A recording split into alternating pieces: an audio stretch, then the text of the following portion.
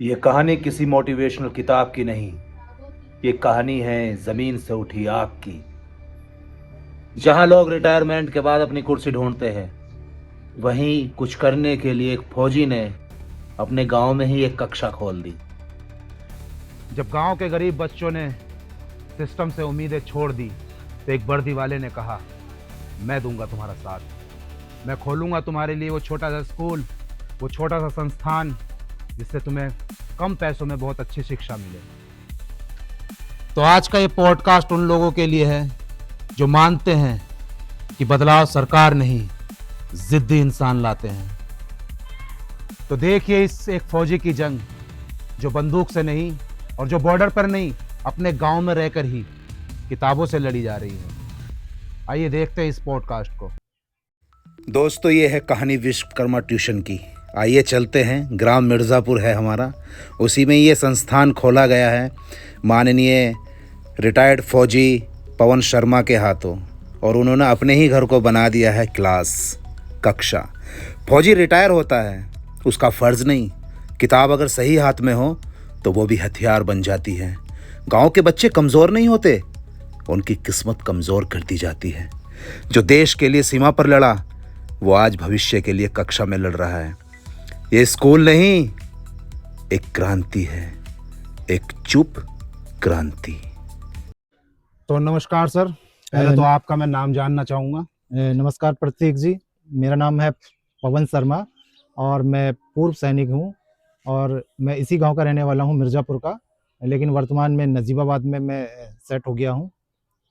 जी जी तो आप ये बच्चों को पढ़ा रहे हैं, जैसा कि मैंने फोटो देखे हुए हैं गांव में, जी कई जी सारे विश्वकर्मा ट्यूशन के नाम से। जी तो आप तो फौज में थे सर? जी हाँ, मैं लगभग सेना में रहा हूँ 24 साल और मेरे पिताजी भी सेना में थे और मैं लगभग 31 मार्च 2020 को मैंने रिटायरमेंट ले लिया था और उसके बाद मेरी ये हवेली है जो खाली पड़ी थी, जी तो अब हमारा पूरा परिवार नजीबाबाद में रहता है। तो यहाँ के ही कुछ लोगों के कहने से, उनके ही सुझाव से मैंने ये सोचा कि यहाँ पर ये हवेली खाली पड़ी है, तो क्यों ना इसको किसी काम में इस्तेमाल लिया जाए, जो सामाजिक क्षेत्र में समाज के हित में काम आ सके। तो मैंने सोचा कि क्यों ना यहाँ बच्चों को पढ़ाया जाए, क्योंकि हमारे गांव के छोटे बच्चे हैं और वो कहीं दूर जा नहीं सकते, और जो हमारी हवेली है ये बिल्कुल गांव के सेंटर में आ जाती है। बीच गांव में? तो हाँ, बीचों बीच है गांव में, तो चारों साइड के बच्चे अभी हमारे पास आ रहे हैं और हमने इसको कक्षा 1 से लेके 12वीं तक के बच्चों को हम यहाँ पर पढ़ा रहे हैं। अच्छा, तो सर ये जैसा आप पढ़ा रहे हो, तो ये अपने आप से आप पढ़ा रहे हो या कोई और भी हेल्प करते हैं आपकी? क्योंकि मैंने आपके पोस्ट फेसबुक, इंस्टाग्राम पे देखता रहता हूँ, आप काफ़ी सामाजिक कार्य करते हैं, जैसे कि पेड़ पौधे भी लगाते हो। तो किसी आप एनजीओ के साथ जुड़े हुए हो या कोई माध्यम और भी है कि आप ये स्कूल खोल पाए हो, या अकेले ही आपने ये खड़ा कर दिया स्कूल? प्रतीक जी, ऐसा है, ये जो यहाँ पर जो पढ़ा रहे हैं, यहाँ पे 3 टीचर मैंने रखे हुए हैं जो कक्षा 1 से 12वीं तक को पढ़ा रहे हैं। जी तो इसके अलावा भी हम, जैसे कि आपने कहा, एनजीओ से जुड़े हुए हैं। मैं एक नहीं 3-4 एनजीओ के साथ में जुड़ा हुआ हूँ। अच्छा। सबसे पहले मैं नमो फाउंडेशन, एक पर्यावरण संरक्षण गतिविधि का संगठन है, जिसमें हम लोग जुड़े हुए हैं, जो पेड़, पानी, पन्नी और पर्यावरण के प्रति समर्पित सेवा भाव से काम करता है, उसमें मैं जुड़ा हुआ हूँ। और इसके अलावा मैं एकल विद्यालय से भी जुड़ा हुआ हूँ, यानी कि एकल विद्यालय में मैं लगभग 3 साल से जुड़ा हुआ हूँ। इसमें हमारे लगभग जिला बिजनौर के 330 गांव में शिक्षा प्राप्त होती है, जिसमें हम एक गांव में एक आचार्य की नियुक्ति करते हैं और वो आचार्य अपने ही घर पे विद्यालय चलाती है। अच्छा। तो उसमें भी मैं जुड़ा हुआ हूँ। और इसके अलावा राष्ट्रीय विकास संगठन में मैं प्रदेश मंत्री का पद है मेरे पास में, जो हरियाणा राज्य से है और 3 राज्यों में वो सक्रिय है। इसके अलावा मैं रामनवमी महोत्सव समिति से भी जुड़ा हुआ हूँ, जिसमें मेरे पास मीडिया प्रभारी का पद है।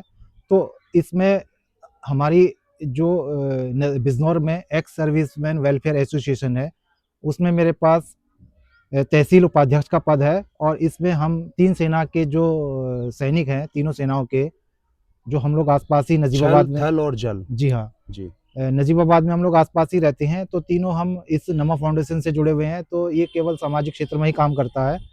तो हम अपने स्तर पे जो काम करते हैं, तीनों सेनाओं के जो हम सैनिक हैं, मैं आर्मी से हूँ, हमारे रविंद्र काकरान जी हैं नेवी से हैं, और हमारे मनोज जी हैं वो एयरफोर्स से रिटायर्ड है। तो हम अपने स्तर पर अपने समय से गांव में जो स्कूल हैं, सरकारी स्कूल हैं, प्राइवेट स्कूल हैं, उन स्कूलों में हम जाते हैं और उसमें हम कैरियर गाइडेंस की जानकारी देते हैं बच्चों को। यानी कि हम आप तीनों सेनाओं में अपना कैरियर कैसे बना सकते हैं, तो उसकी जानकारी, उसमें आप भर्ती कब कब निकलती है उसकी जानकारी देते हैं। भर्ती कैसे होना है, क्या क्राइटेरिया है उसके लिए, क्या डॉक्यूमेंट चाहिए आपको, कितनी फ़ीस है, आवेदन कैसे करना है, तो सारी जानकारी हम बच्चों को प्रोवाइड करवाते हैं। और अभी तक हम पिछले 3 साल में लगभग 30 से ज़्यादा विद्यालयों में हम लोग जा चुके हैं। तो हम बच्चों को आगे बढ़ने के लिए प्रेरणा देते हैं। जी।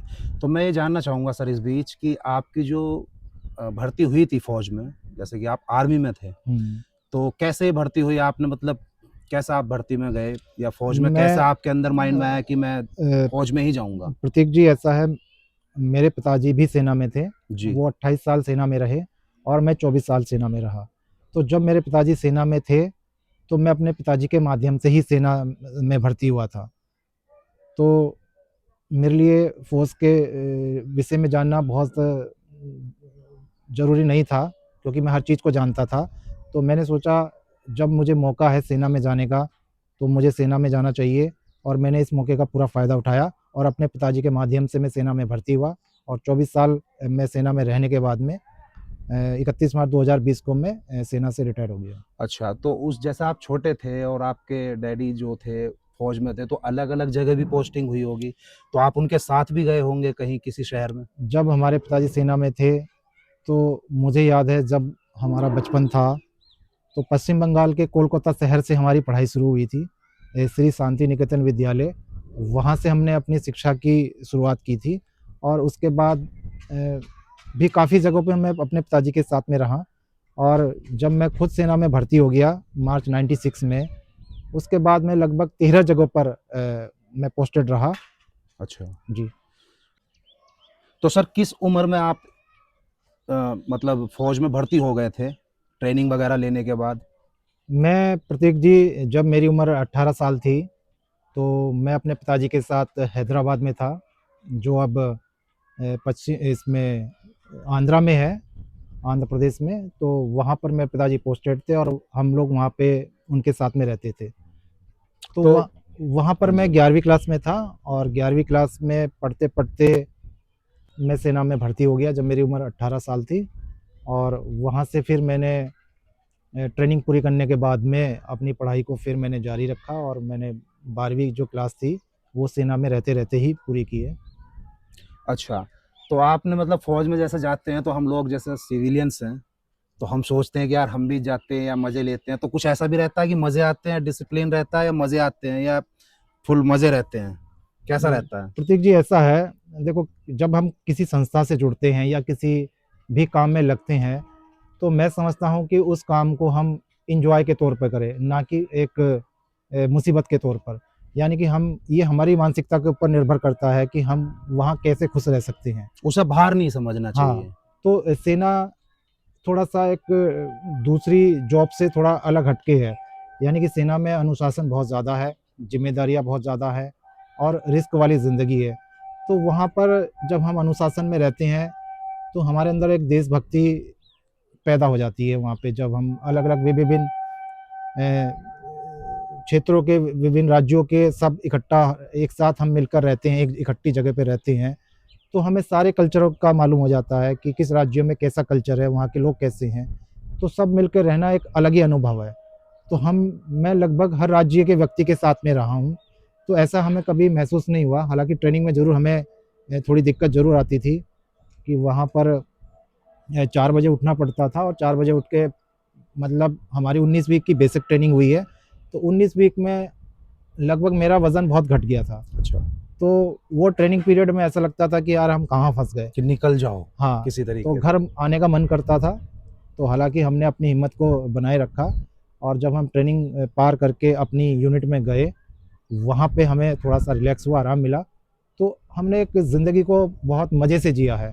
यानी कि इस सेना में रहने के बाद में आपको नई-नई जगह मिलती है हर 3 साल 4 साल के बाद में।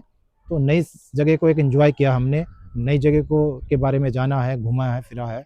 तो हमने एक टूर की तरह उसको देखा है।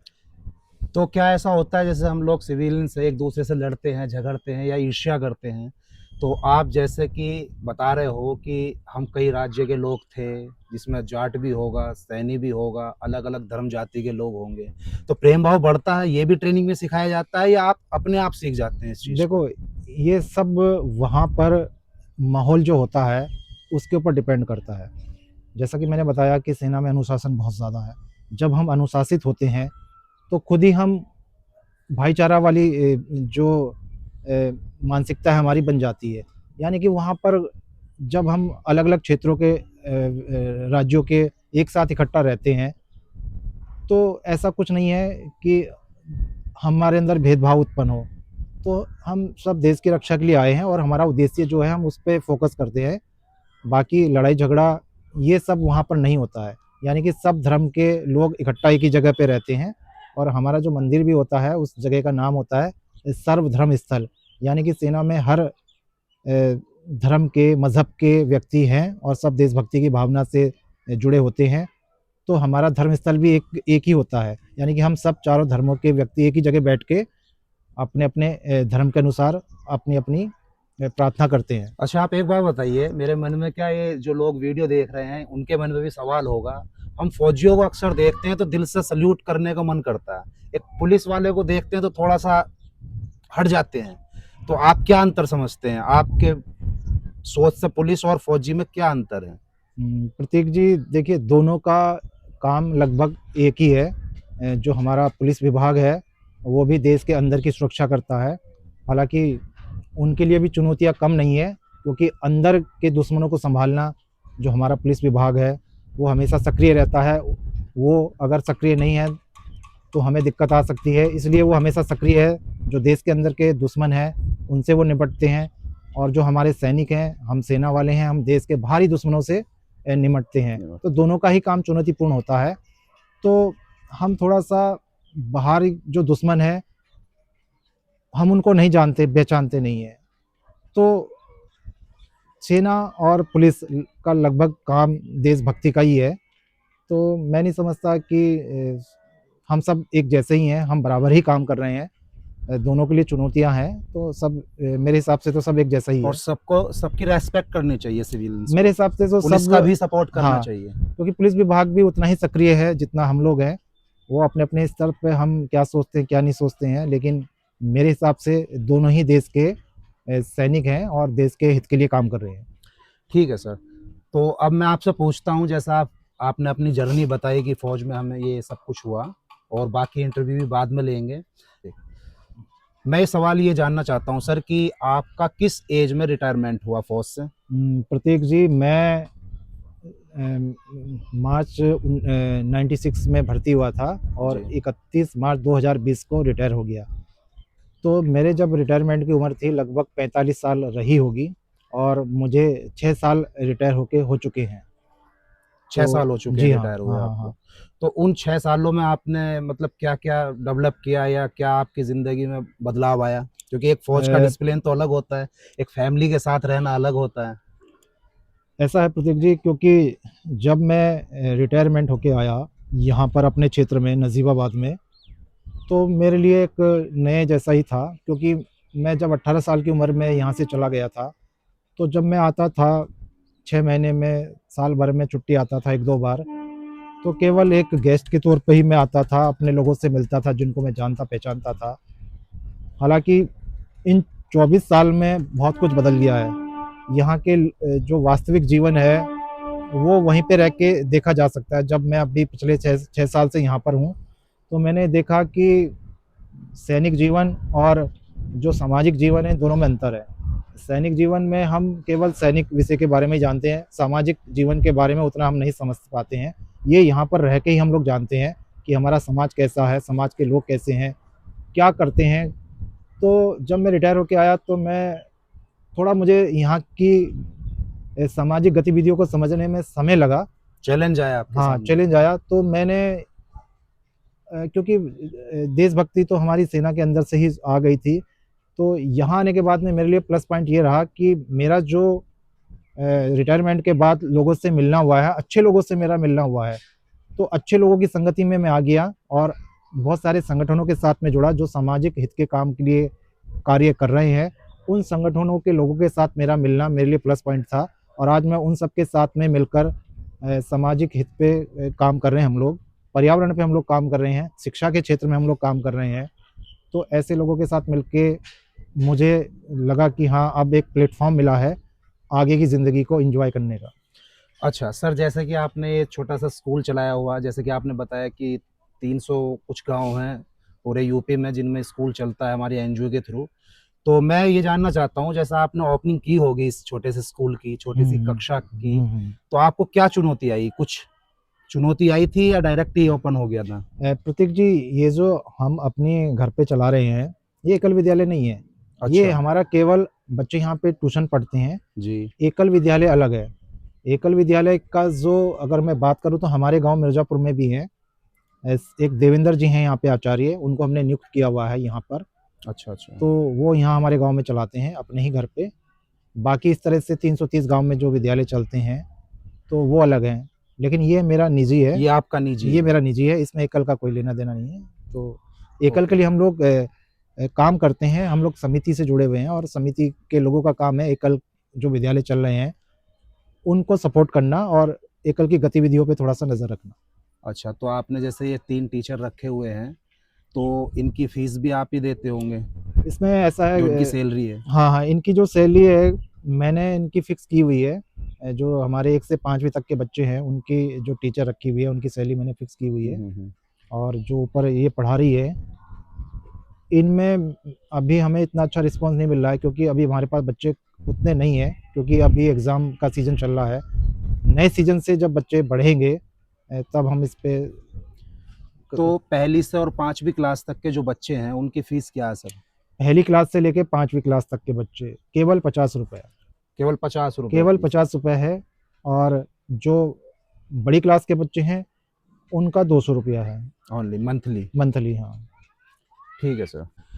तो सर इसी बीच मेरा एक सवाल है कि आज के समय में गांव की बच्चों की शिक्षा को बेहतर बनाने के लिए आप क्या बदलाव जरूरी समझते हैं कि क्या बदलाव आना चाहिए? प्रतीक जी, जैसा कि मैंने गांव में देखा है, मेरे लगभग 3 महीने हो चुके हैं यहाँ पर जो हमने बच्चों को पढ़ाना शुरू किया है।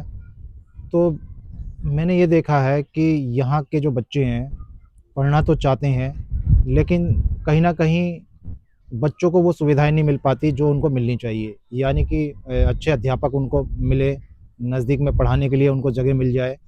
तो मेरा प्रयास ये रहा है कि जगह भी हमने उनको नज़दीक में दे दी है और अच्छे टीचरों का चुनाव भी हम लोग कर रहे हैं जो बच्चे को अच्छे ढंग से पढ़ा पाए। इसके अलावा प्रतीक जी, जो बड़ी क्लास के बच्चे हैं तो उनके लिए मैंने यहाँ पर हफ्ते में एक बार मोटिवेशनल क्लास का विषय रखा है। यानी कि जो आप किताबी ज्ञान ले रहे हैं, किताबी ज्ञान के अलावा आपको और ज्ञान की भी ज़रूरत है, जो कहीं भी आपको विद्यालय में नहीं दी जाती है।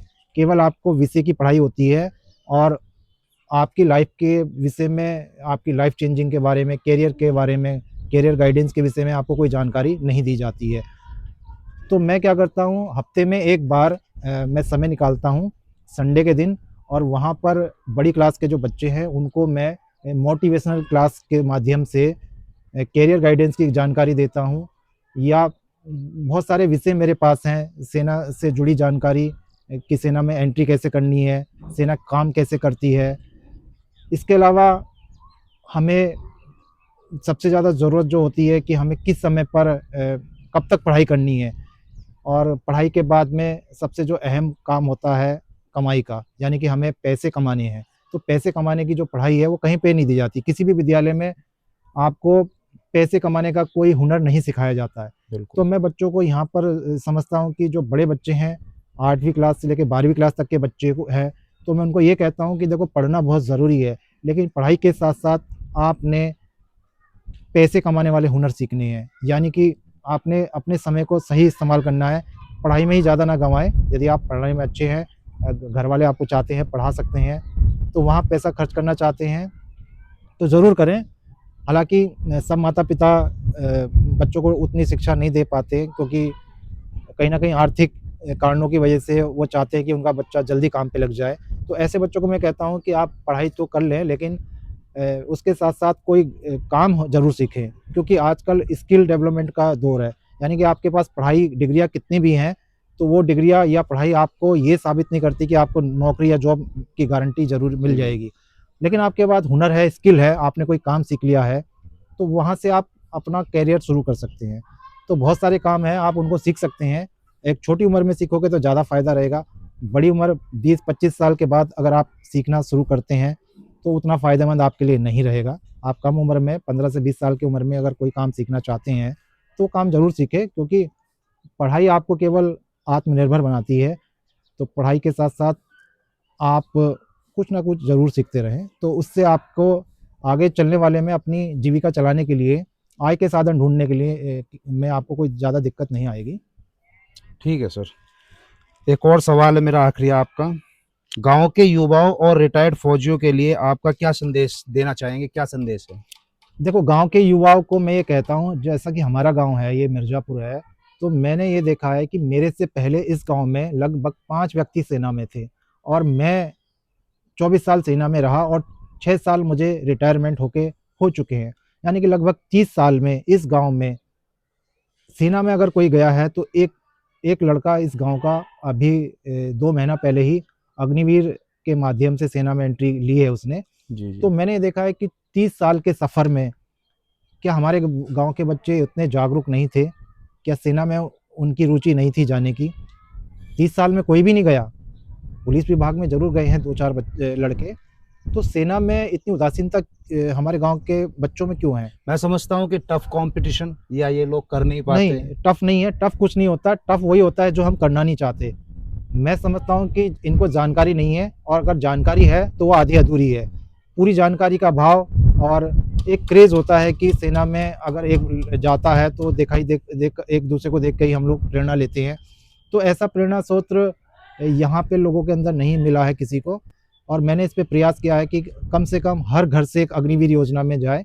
अग्निवीर योजना की मुझे पूरी जानकारी है, तो मैं उनको ये कहता हूँ कि आप मेरे पास आइए, मैं अग्निवीर की पूरी जानकारी दूँगा, कब-कब भर्ती निकलती है, उसमें आपने भर्ती कैसे होना है। तो इस योजना के बहुत फ़ायदे हैं। हम केवल नुकसान की बात नहीं करते, हम फ़ायदे की बात करते हैं। अग्निवीर में जब तक आप रहोगे 4 साल के लिए, उसके फ़ायदे, और रिटायरमेंट जब हो जाओगे तो उसके फ़ायदे के बारे में मैं गिनवाता हूँ बच्चों को, कि आपने प्लस चीज़ को अब देखना है। हाँ, क्योंकि अग्निवीर में इसलिए नहीं जा रहे कि 4 साल की नौकरी है, पूरी जानकारी नहीं है ना? देखो, 4 साल का मतलब ये नहीं कि आप नुकसान में रहोगे। 4 साल का मतलब ये है कि आप जब किसी संस्था से जुड़ते हैं, इतनी बड़ी संस्था से आप जुड़ोगे, तो आपके अंदर एक चेंजेस आएगा।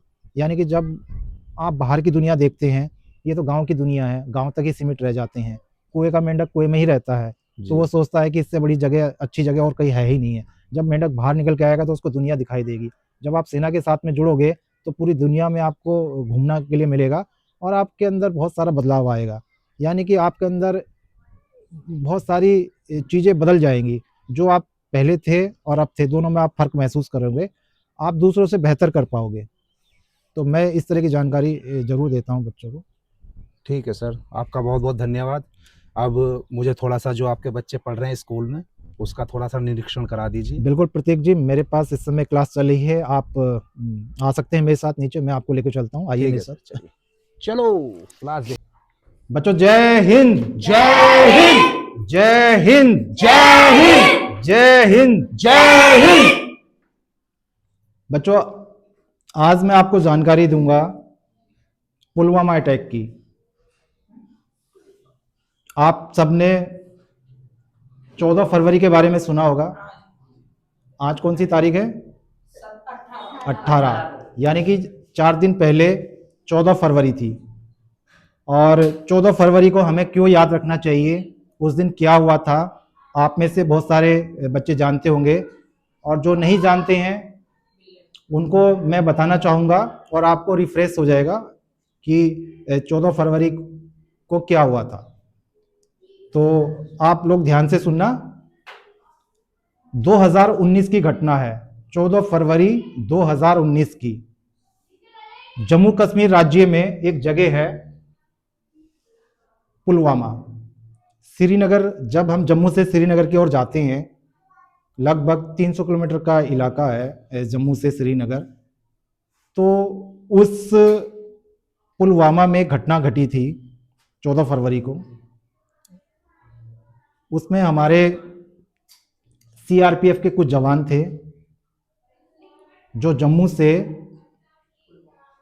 श्रीनगर साइड में जा रहे थे। हालांकि मैं भी कानवाई में बहुत चला हूँ, तो मैं आपको बता देता हूँ, जो जम्मू है, जम्मू तक ट्रेन जाती है और अब तो खैर आगे तक जा रही है, लेकिन ज़्यादातर जो सेना है वो हमारी जम्मू तक जाती है।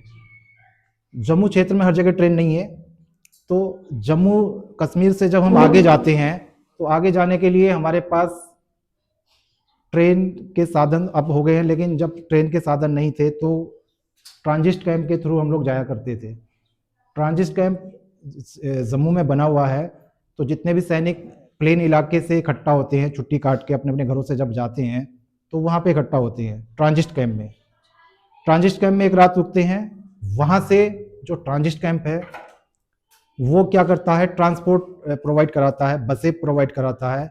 उन बसों के माध्यम से सैनिक आगे जाते हैं 250-300 किलोमीटर, 400 किलोमीटर, पुंछ, राजौरी, जम्मू कश्मीर, लेह लद्दाख, इन इलाकों में अगर हम जाते हैं तो कानवाई के माध्यम से जाते हैं।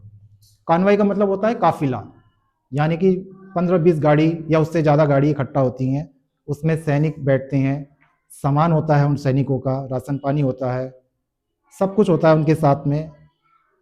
तो ट्रांजिट कैंप के माध्यम से वो अपने अपनी यूनिटों में जाते हैं। 2019 में भी यही घटना हुई थी। ये कानवाई रोज चलती है। तो 2014 फरवरी 2019 को क्या हुआ, ऐसे ही एक कानवाई चलती है। जम्मू से सुबह 7 बजे निकलती है वो, और वो कानवाई लगभग 3:30 बजे के आसपास में पुलवामा में पहुंचती है। एक जगह है पुलवामा। तो उस पुलवामा में क्या होता है कि ऑलरेडी जो आपने सुना होगा कि सबसे ज़्यादा जो आतंकी घटनाएं घटित होती हैं वो कहाँ पे होती हैं, जम्मू कश्मीर में होती हैं। तो जम्मू कश्मीर में पहले से ही उन्होंने प्लान किया हुआ था। कानवाई तो रोज़ आती है, तो आज जो कानवाई 14 फरवरी को जा रही थी, तो उस कानवाई को उड़ाने के लिए कुछ आतंकी संगठन पाकिस्तान के जो थे, उन्होंने क्या किया, एक गाड़ी थी मारुति वैन, उसमें विस्फोटक भरा, यानी कि उसमें बहुत ज़्यादा बारूद था, कुंटलों के हिसाब से बारूद था उसके अंदर।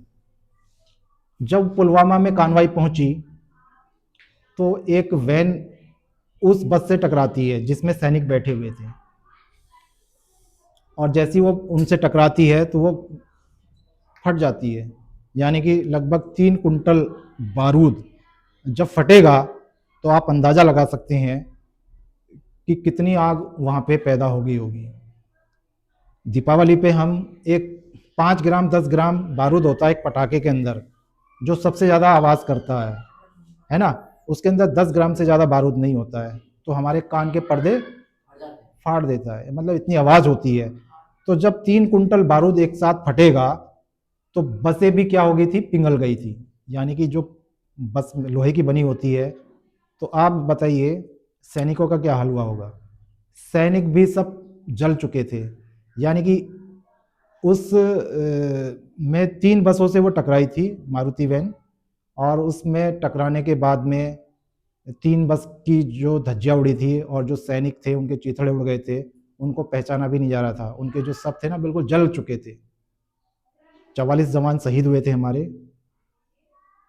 तो ये घटना कब है, 14 फरवरी 2019 की है, ठीक है।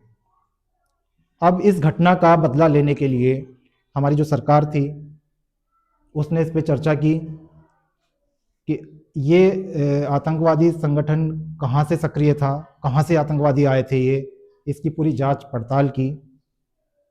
14 फरवरी और 25 फरवरी की रात, घटना 14 फरवरी को हुई थी। तो इन सब की जानकारी जब हमारे खुफिया विभाग ने इकट्ठा की कि आतंकवादी पाकिस्तान से आए थे जैसे मोहम्मद संगठन के थे वे लोग आतंकवादी, उन्होंने इस घटना को अंजाम दिया था।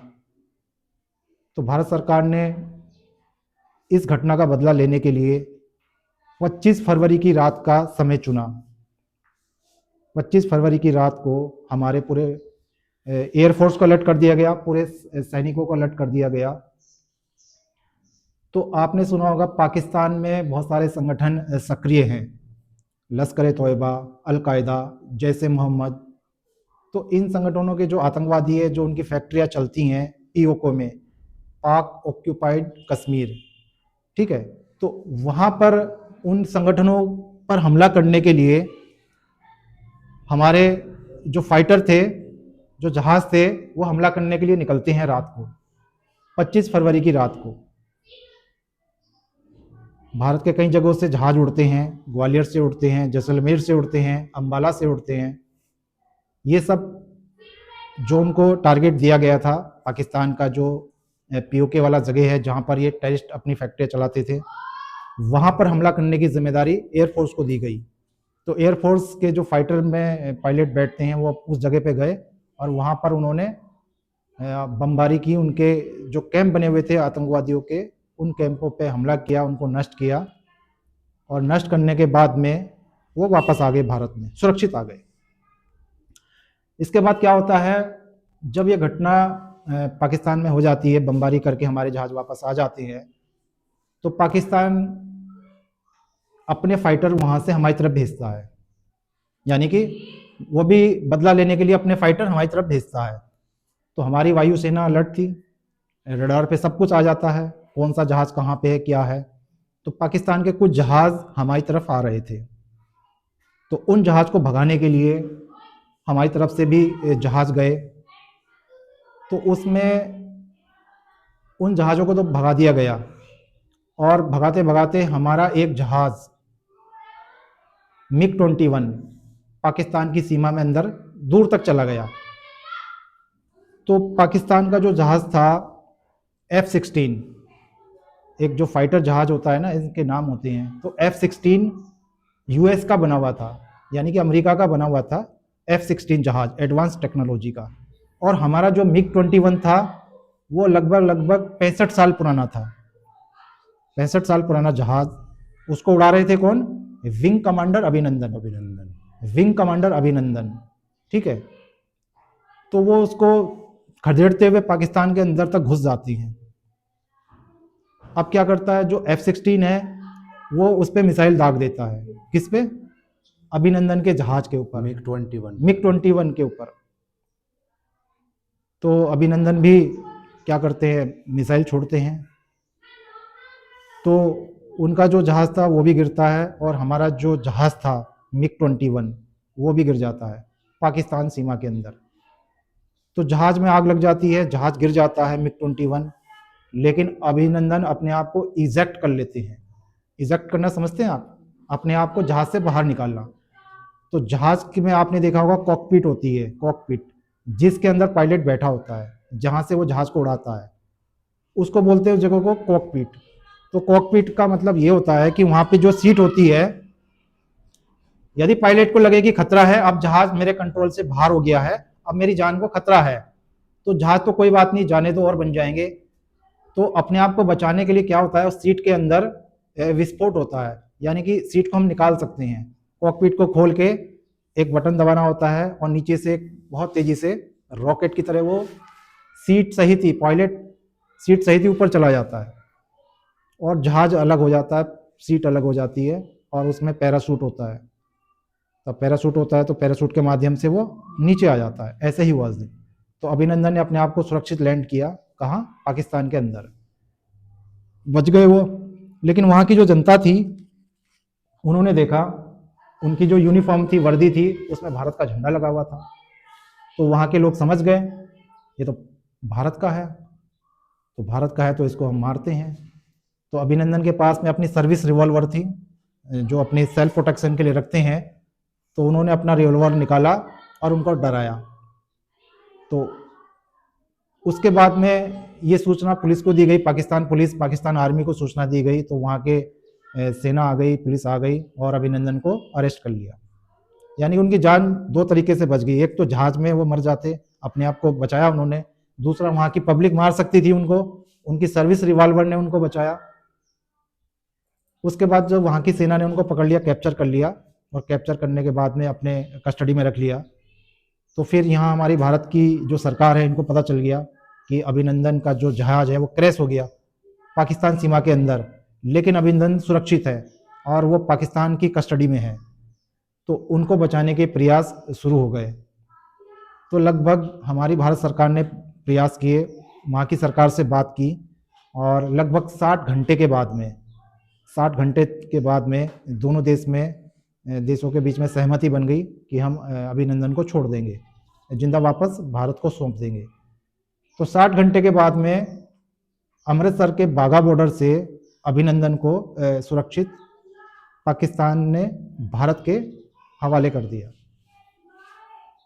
तो मेरा ये कहना है कि हमें 14 फरवरी 2019 और 25 फरवरी 2019 ये दो घटनाएं हैं। पहली घटना का नाम है पुलवामा अटैक और दूसरी घटना का नाम है बालाकोट स्ट्राइक। समझ गए ना आप? तो पुलवामा अटैक कब हुआ था? 14 फरवरी 2019 को। और बालाकोट स्ट्राइक कब हुई थी? 25 फरवरी 2019 को। बालाकोट में क्या थे? वो टेररिस्ट थे जिन्होंने हमला किया था। जो आका थे वहां के, हमला करने वाले तो वो भारत में ही कहीं बैठे होंगे, लेकिन उनके जो आका थे वो कहाँ के थे? बालाकोट में थे। तो इसका नाम दिया गया बालाकोट स्ट्राइक। तो आप में से भी कोई पायलट बनेगा कोई? कब बनेगा? जब आप सोचोगे नहीं तो पहुंचोगे नहीं। मैंने एक बार कहा था आपसे, जब तक हम सोचेंगे नहीं तो पहुंचेंगे नहीं। नील आर्मस्ट्रांग जब 1965 में चांद पे गए थे, तो उससे पहले उन्होंने सोचा होगा, या उसी दिन एक दिन पहले ही सोचा था कि कल चांद पे जाऊंगा मैं? भाई 10 साल 15 साल पहले सोचा होगा, उनकी टीम ने सोचा होगा कि चांद पे हम क्या जा सकते हैं। तो जब उन्होंने सोचा तो उसके लिए प्लान किया और प्लान सफल हो गया उनका। तो आप में से भी, मैं ये नहीं कह रहा कि आप पायलट बने, कुछ भी बन सकते हैं आप लोग, लेकिन बनेंगे कब आप? जब आप सोचेंगे और सोचने के साथ साथ जब उस पर काम करेंगे। तो अपना समय ना नष्ट करें आप, अपना समय बहुत कीमती है। जो समय आपका है ना, यही आपका समय आपको आने वाले समय में आपको बहुत कुछ बनाएगा। ठीक है? तो मैं ऐसी जानकारी समय समय पर आपको देता रहता हूँ। पिछली बार मैंने आपको कुछ बताया था, और अगली बार मैं एक सब्जेक्ट बता रहा था कि मैं आपको भारत की सुरक्षा एजेंसी के बारे में आपको जानकारी दूंगा। तो अगली बार मैं आपको इस विषय की जानकारी दूंगा। ठीक है? बस ज़रूरत है आपको सुनने से ज़्यादा समझने की। सुनते तो हम सब हैं, लेकिन समझते हम बहुत कम हैं। अब आप देखिए, मैंने आपको पुलवामा अटैक और बालाकोट के बारे में जानकारी दी है। अगली बार मैं समझता हूँ आप में से कितने लोग यहाँ पे इसकी जानकारी मुझे दे पाएंगे। मैं वहाँ पे बैठूंगा और आप में से कोई यहाँ पे होगा। तो जिस अंदाज में मैंने आपको इसकी जानकारी दी है, क्योंकि ये एक आपको कहीं पे भी जानकारी इसकी आ सकती है, कहीं पे क्वेश्चन आ सकता है। बालाकोट स्ट्राइक कब हुई थी, या पुलवामा अटैक कब हुआ था, या पहलगाम अटैक कब हुआ था? पहलगाम हुआ था ना अभी पिछले साल। कब हुआ था वो? 22 अप्रैल को। ठीक है? तो ऐसी हमारे इतिहास की घटनाएं हैं जहाँ पे हमारे नागरिक मारे गए हैं, हमारे सैनिक शहीद हुए हैं। तो मैं सैनिक जीवन से जुड़ा हुआ हूँ, तो इसकी जानकारी मैं आपको समय समय पर देता रहूँगा। धन्यवाद।